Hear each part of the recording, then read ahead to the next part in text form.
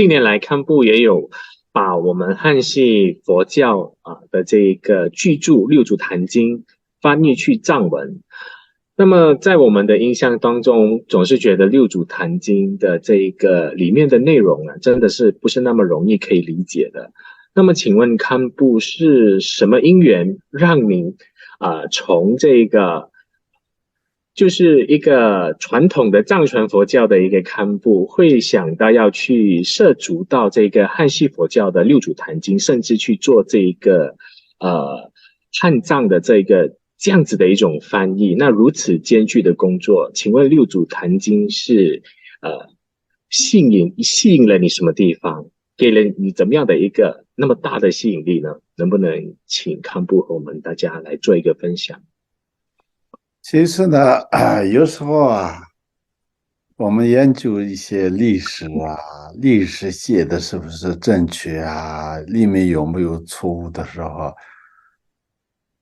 大家觉得当时的人当时跟那个人物在一起的人他看到的，他写的应该是正确的，等等，我们有这种想法。但是有时候我发现有时候自己的以前的日记后来在这个10年后再看的时候，如果我没有这样的这个记录的话呢，有没有发生过这么的一个事情，根本就不记得了。所以很多事情的这个因缘也是一样的。我前天刚好有一个台湾的一个师兄，他在脸书上分享了，也就是已经8年前了，应该是2014年了。反正那个时候，就我和一个法鼓山出来的一个居士原来做过一个对谈，我记得有做过对谈，但是不记得什么内容。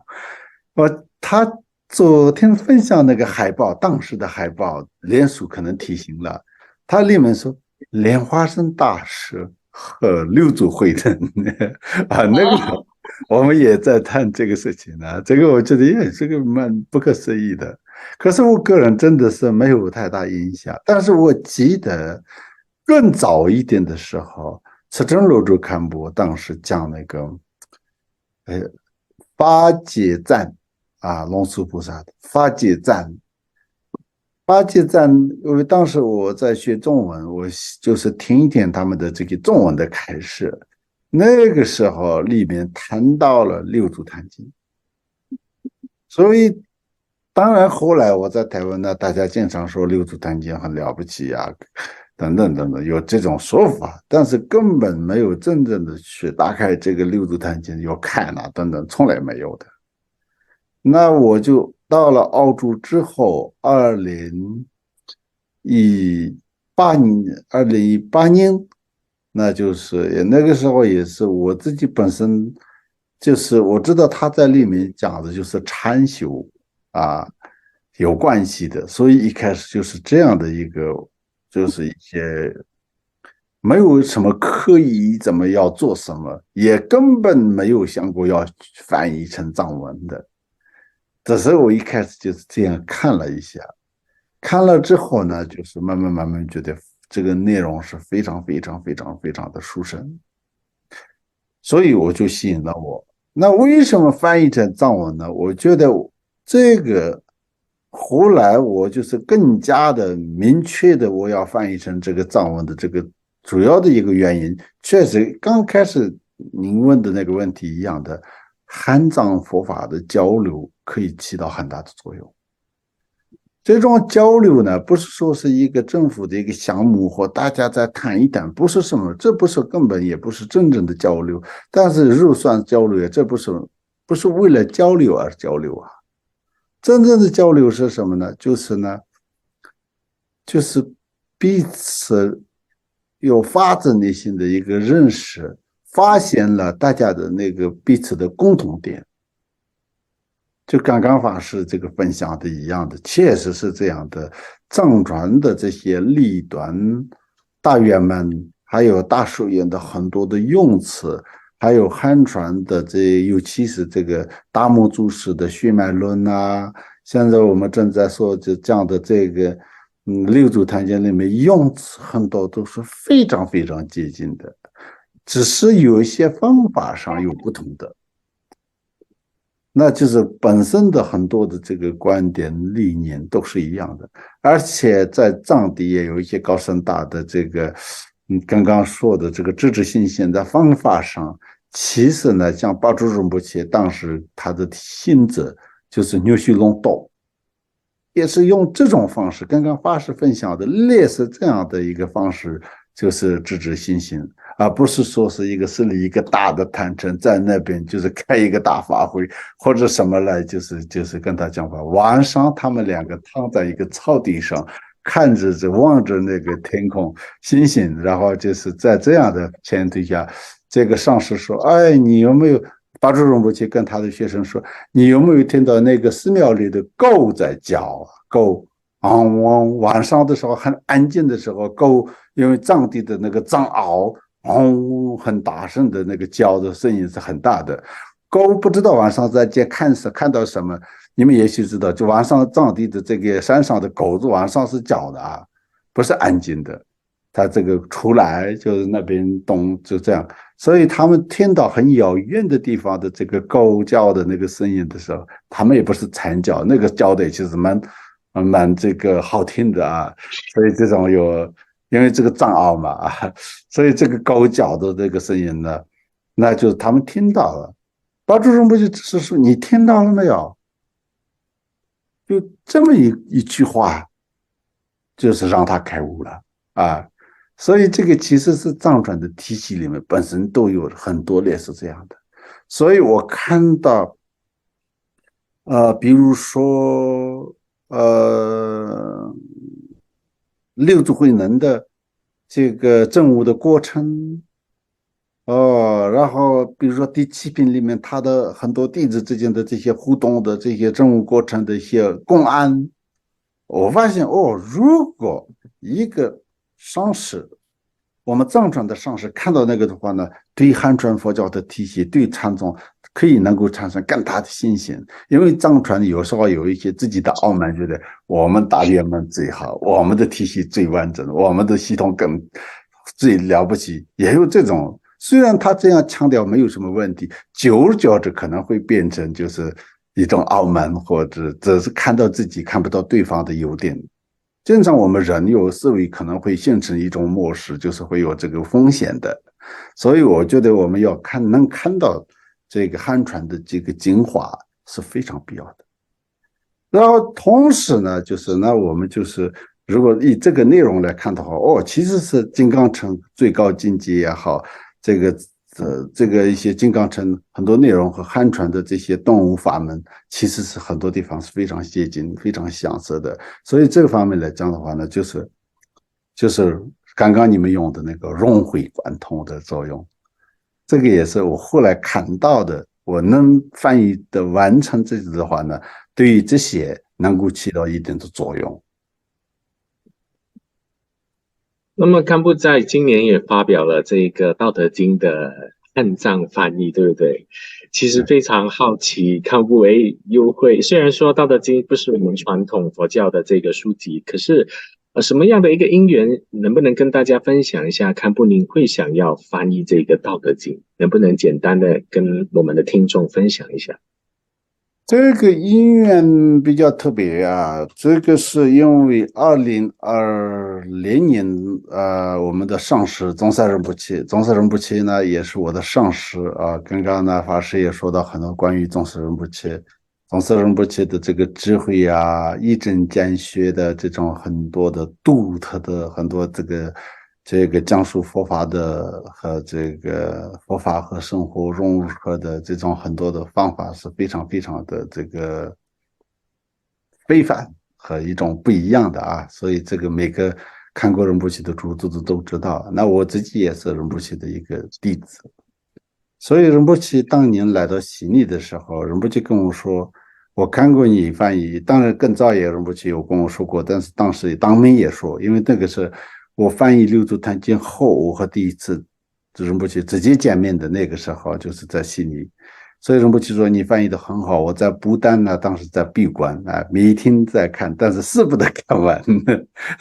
所以呢，就是每天看你一两页，然后这样慢慢看仁波切，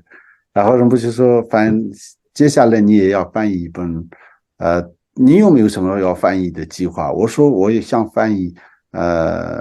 雍家大师的正道歌，我觉得这个能翻译的话非常有意思的。因为我觉得他这个写的和法师应该知道，就是萨拉哈巴大师的多哈那个道歌，就非常像，所以我想翻译。但是仁波切说你要不要翻译这个《道德经》，我当场没有答应，因为我根本不知道《道德经》，只是听过而已，而且我也不能用佛教的这个逻辑去翻译它，而且我也没有道教的任何的思想和学识的背景。那后来仁波切真的是很严肃的、比较认真的跟我说啊，这个不是怎么说，就是说你要翻译啊，然后我就是只能就是这样啊，就是那就我在疫情期间呢，就是在山上，也其实这也是这个卫园就转为一个寺院的一个作用了，所以也就比较有足够的这个时间吧。所以呢，那个时候呢，我就主要是在这个疫情期间翻译的。在翻译了之后呢，就是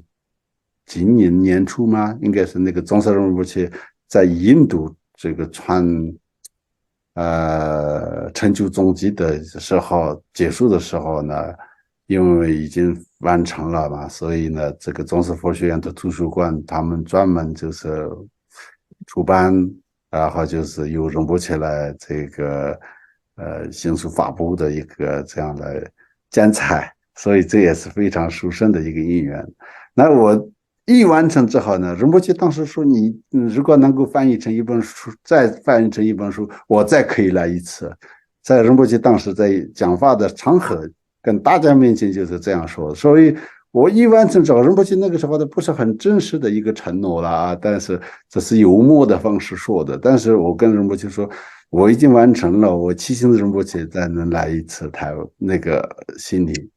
其实这个阴影也非常非常殊胜啊，所以呢，今年刚好仁波切就是本身要这个新西兰的行程结束之后呢，当时也悉达多这边的悉达多也有邀请，所以我们一起骑行，所以就是我们将来的这个11月份要来仁波切要来悉尼，我们会人也正在安排仁波切的这个观点发挥，好像今天是不是变成一个这个这是不是变成这个广告啊？但是这顺便就是确实是非常殊胜的，所以仁波切来这边我们要做这个莲师三根本的观点。如果法师啊你们那边时间上可以的话我们也非常欢迎能够来到悉尼现场跟仁波切一起。然后就是得到仁波切的这个法教，这些跟蝴蝶效应呀，不知道怎么说，跟我们的这个《道德经》的翻译有一定程度的一个关联。对。那么从堪布的分享当中，我们知道这个通过这个汉藏翻译，不管是六祖坛经或者是道德经，都促成了两大传承不同层次上的交流和这一个机会。同时呢，也祈请到中山仁波切来到澳洲普照的这一个法训，非常的随喜。那么我们时间也差不多了，来到最后一个问题，那能不能请记者法师和我们大家一起来分享启发您最深的心灵导师，能不能跟大家介绍一下？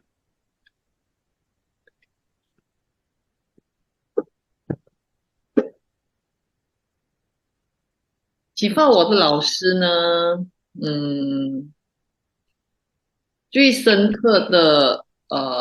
如果是汉传佛教的话呢，就是刚才我前面提到的果义法师啊，那接下来的几位呢，都是属于藏传佛教的老师啊。他们呢，广雄他们都应该听过我说过很多遍，因为我对这些老师非常的欣赏他们的智慧，所以有时候在讲课的过程里面呢，我都会提起这几位老师啊。那当然呢，我最开始先接触的就是中萨钦哲仁波切，然后再后来呢，他在其他的地方的一些文章啊，还有其他的书本从这边当中的一个接触和阅读当中呢，给我的感受就是感觉到中山仁波切就像是在我们游走在我的佛陀他的智慧非常的适合，非常适合把佛陀的智慧，因为有一些老师他们会用一种比较传统的方式，但是中山仁波就完全他完全就不传统，然后他会运用的一些文字等等都非常的吸引人，对，吸引人，就觉得奇怪他会讲时尚这样子的一个字眼呢，你知道吗？就是觉得说因为佛法是很时尚的，这个很对现在人的胃口，你知道吗？佛法是很时尚的，因为现在人都很喜欢追求时尚嘛。那如果你觉得说佛法是很传统的，就比较你知道，大家不会感到兴趣的。他有很多的观点非常的善巧，但是他善巧当中呢，他又在展现佛法，他并不是说我的这个说法是离开佛教的见地的，并没有。所以他让我们看到呢，其实佛法真的是在任何一个地方，你都会看到佛法的。那你在那个沙巴喝咖啡你也可以修禅修的，这个非常适合现在的人，而且切切实实是可以这样子做的。他提出的很多的观念不一定说我禅修就一定要坐在禅堂或者是说你一定要用很严谨的方式来进行等等，这个是非常适合这个时代的人，真的。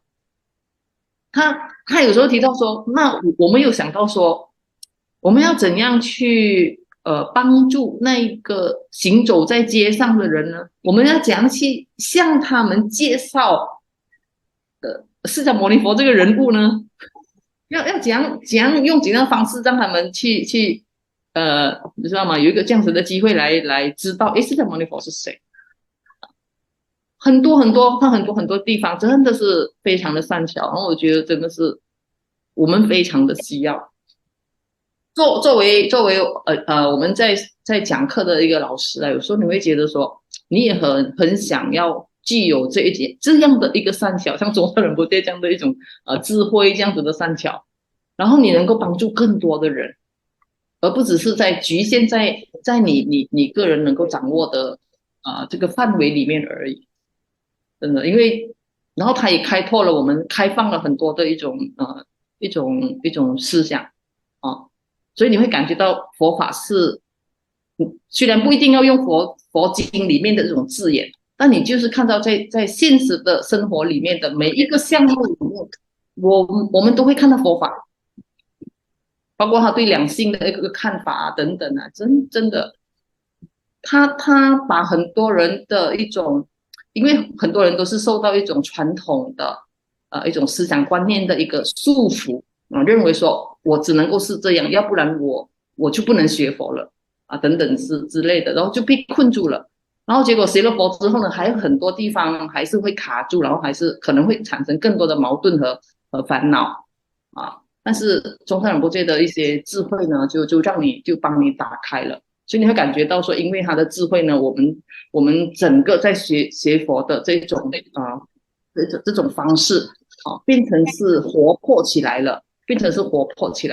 你不一定要标榜说你是一个佛教徒，然后你必须要怎么样的一个穿着，你才能够叫做学佛，根本这些都不是非常重要，而且必要的，你知道吗？所以这个解放了很多人的那个心然后也打开了更多人。如果我不想说我想成为一个很实住的佛教徒的样子，但是我依然想要学佛，中山仁波切就提供了这样子的一种讯息给他们，知道吗？你不一定要把自己变成很佛教徒的方式这个不是最重要的等等这样的东西太多太多了，所以我本身真的是受益很大。所以在讲课的过程里面，我时常有时候都会提到中山仁波切的一些善巧等等之类的然后第二位呢，就是创巴仁波切那创巴仁波切呢，他就是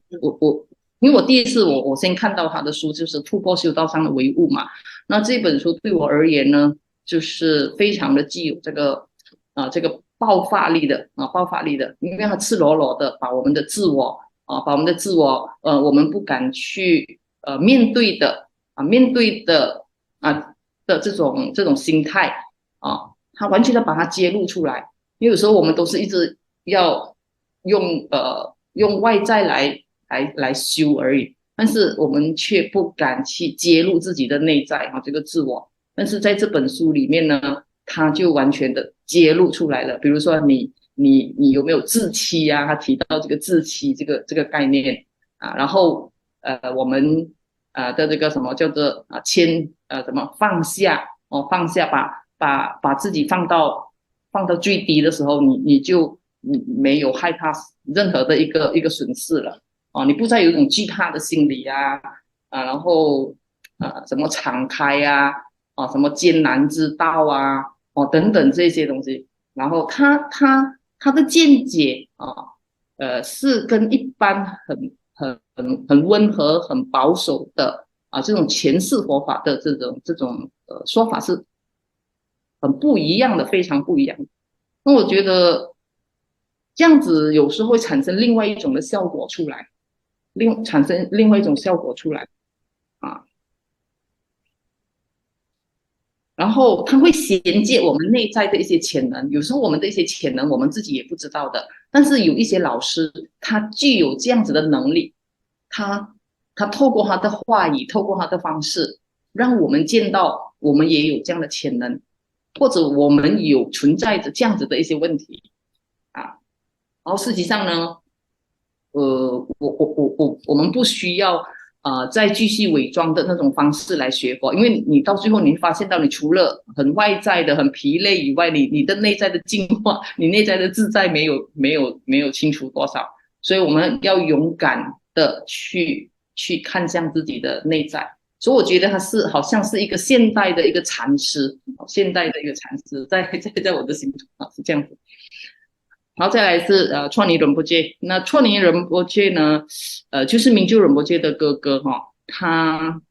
我接触到他的禅法呢，他是在教这个爱以为牺牲的课程嘛，然后就讲到了我们现代人的大部分的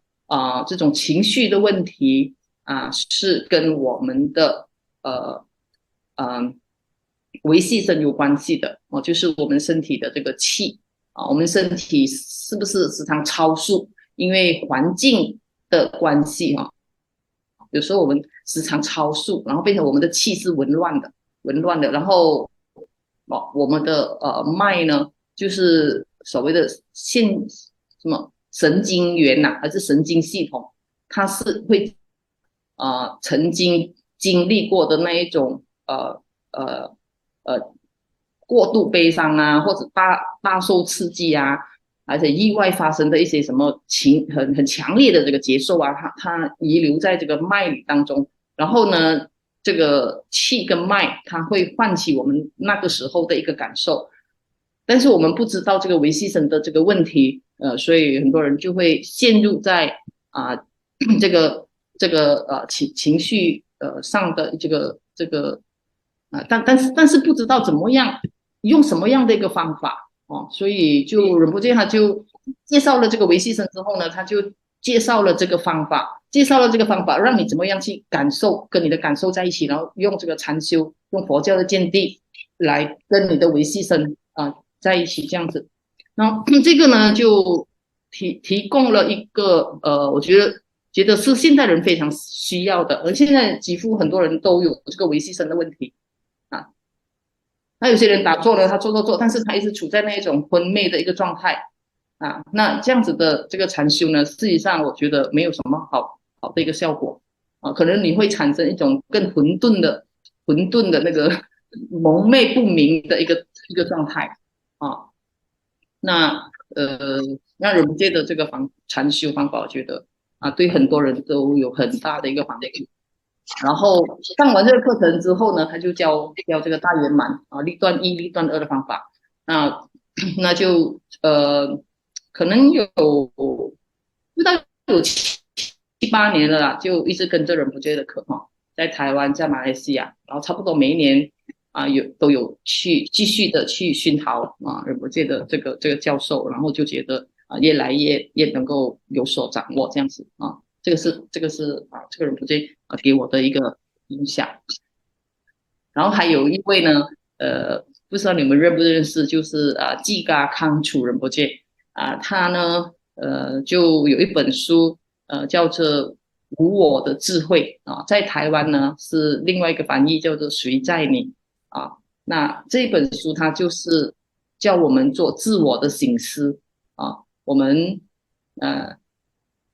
都是看向这个自我啊，然后他会把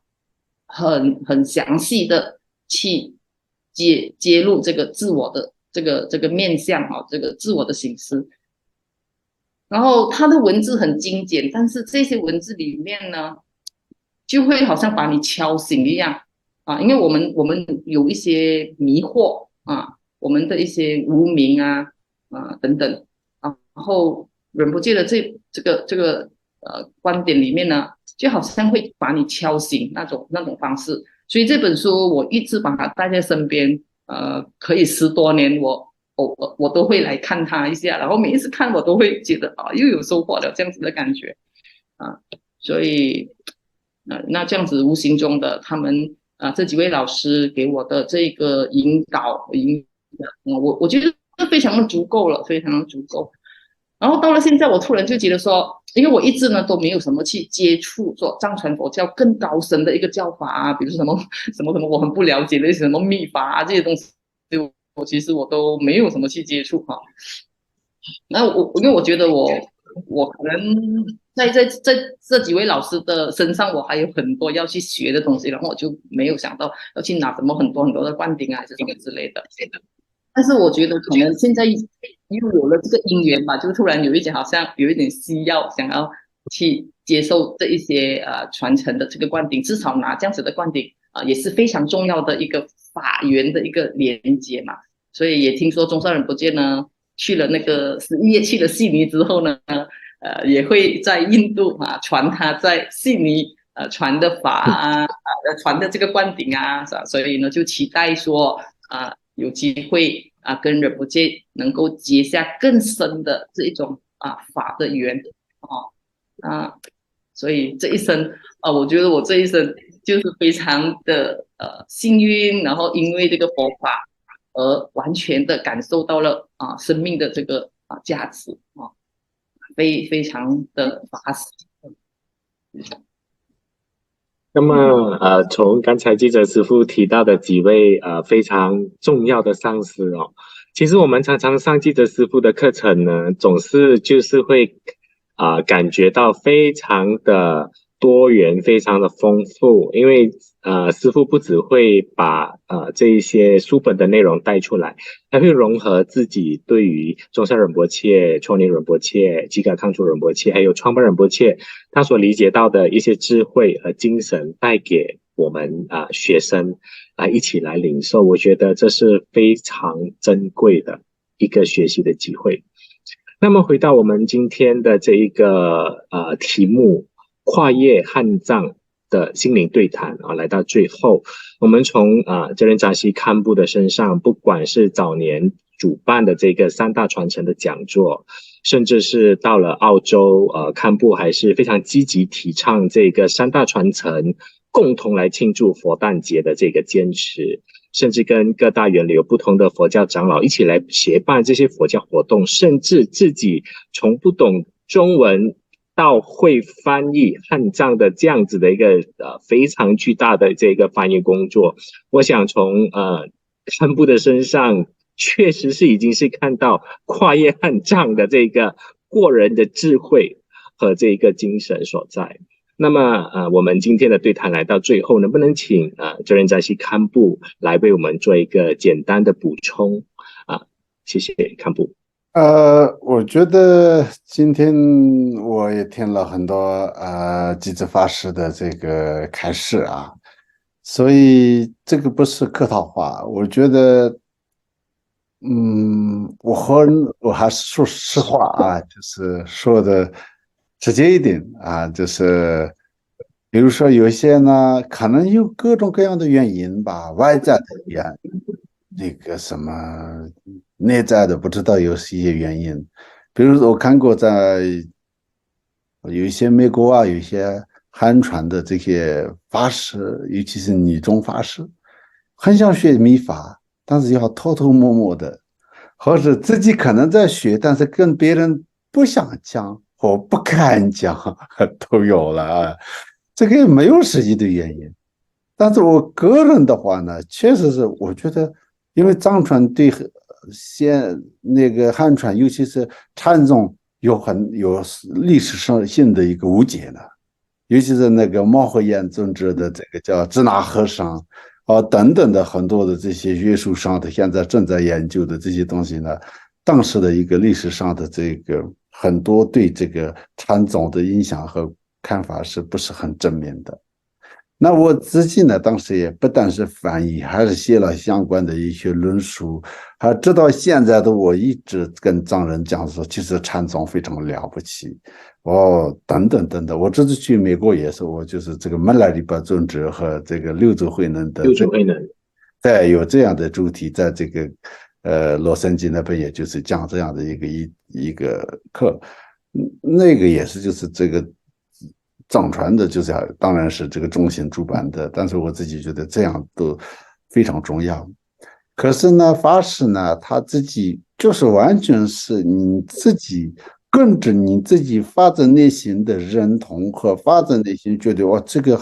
对我非常有帮助，这个很好，这样去做，而没有说是一些刻板印象、意识形态，这是一个外在的你的背景深处怎么样怎么样来，完全就是束缚自己的。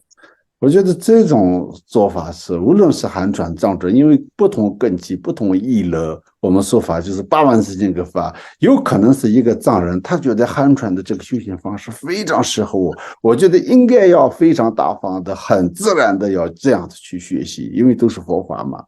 那这个你汉传的一个佛法体系出家的，可是也觉得这些藏传的你自己有缘的这些高僧大德上师们的教法非常有帮助的时候，就是这样的，而且是有一些自己觉得很有帮助，但是对外说的时候是另一个，但是我反而不是这样，就是跟你们就是一直这样讲话的时候，完全直接用这些自己最有帮助的东西拿来，就是跟你们教导，这也是非常就是真正的善知识的做法了啊！我个人觉得是这样的。那这个主要是我今天要讲的是，就是无论是汉传佛教的追随者或藏传佛教的追随者，尤其是今天我们是华语的讨论嘛，所以呢，这些大家也要像这样发誓了一样的。我觉得这个真正的一些交流，自己去看吧，反正自己觉得这个不合道理，这个内容是不是有问题 ？OK， 你也可以不看。有更多人呢，就是根本不看，根本没有真正用自己的思维去思考，听别人说。然后就是变成一个真正自己学习智慧的一个障碍，这是非常非常可惜的。所以呢，其实是我就是翻译一些这些，也尤其是这个六祖坛经翻译，也确实是汉藏佛法教路，我希望是有一些帮助的。那就是法师也一直讲经说法，刚刚法师也其实有说到，他一直讲经说法。那就是他的师父也是这样，我个人也是这个小马师兄也知道，我们在慧论也就是没有做太多什么事情，但是就是唯一呢，要天天要坚持的就是也是这个线上也好，线下也好，就是讲经说法。因为我的这些了不起的很多上师们，他们就是非常重视闻思修的次第和非常重视讲经说法所以呢，就是今天我们现在这个有点时间超过了，但是我这里分享一下，有一个蛮有趣的一个事情。巴珠仁波切的弟子，刚刚我们在前面谈过的那个巴珠仁波切用特别的方式敲诀，给他敲诀制止心性的那个弟子叫龙洞。龙洞的弟子叫做看清阿和王波，他其实也是那个加智仁波切他们的上师，所以也就是差不多100多年前的嘛。那他呢，就是有一次有一个弟子前来求法，您能不能给我传一个大圆满法？他跟我说，那不是那个，你看进大堪布告诉那个弟子说，你有没有学过中观？他说我学过，有一些文史过，学过中观，这个入中论几个。他说过来，马上过来，我给你。没问题。现在很多人非常重视无家心，但是如果你什么都不懂，做无家心不一定有很大的作用。但是你学过中观，我没有问题。他是这样回答的。所以有时候是文思其实是等同于修这个无家心，文思呢等同于闭关。这是我的上师们也经常这样说的。所以就是，尤其是现在我们这个末法时代呢，很多自己都在这个乱学，然后就是这样的时候，就变成很多见地各方面都出很多问题的时候呢，要有一个踏踏实实的这个文思是我觉得特别重要。所以今天我们聊天的过程当中，我也发现就是虽然呢我们都只是在努力了，但不能说是每个人都是做到多大，我们不是要讲大话，但是呢至少是方向都是非常一致的。所以呢就是有很多共同点，这方面就是爱好和兴趣和做的方式应该是很多是一样。所以我觉得我们现在呢，刚刚法师也说了，这个网际网络，尤其是有 Zoom 有 YouTube，我也非常认同，就是你们用那个脸书这个，那我自己也大家应该看到，天天在脸书上放一些有的没有的，还有微信的空间。我希望他无意间一个人刷到了，可能会对他起到一些启发和作用，知道吗？我不是很，就是我是用意是这样的所以而且。比如说，今天是我放的是我上次跟大家说过，嘎钦仁波切的相片，他是一个菩萨，那100个人按赞了，我相信100个人都相续种下菩提的种子了。类似这样的一个发心去做的话，网际网络上也可以累积很多质量的。所以呢，我们的荣正佛教频道的用意也是这样的。所以小马师兄他们都是其实是没有他们就没有荣正频道了所以就是大家一起发心，我们也是这样的一个想法嘛。所以这个呢，现在相对也比较便宜，比较不需要投入太多的至少是这个金钱，所以每个都有自媒体的时代所以呢，我当时在中山大学的时候，我看过这个门拉里巴尊者的一个专辑的一个音频我觉得哇，我将来能做这样多好但是我比如说一个人要有一个电视台，可能要花费就是几千万或几亿那现在自媒体当然不如当年的电视，但是呢，也许有时候是超过了当时的电视台所以呢，我们现在如果好好的善用的话，这些都是可以成为弘法利生的很好的一个方法。这个也是不是一个补充，还是多余不知道。对，讲到就讲了。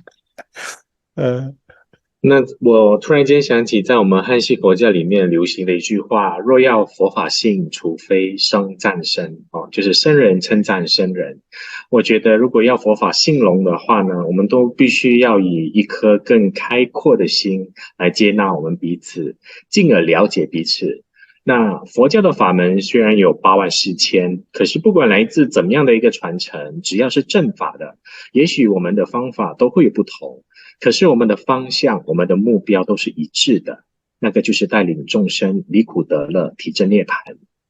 那再一次感谢2位嘉宾今天在百忙中依然抽空出席我们今天的访谈。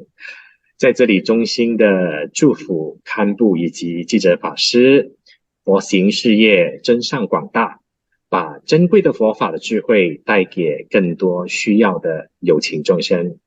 再次感谢大家，阿弥陀佛，晚安。阿弥陀阿弥陀佛。佛。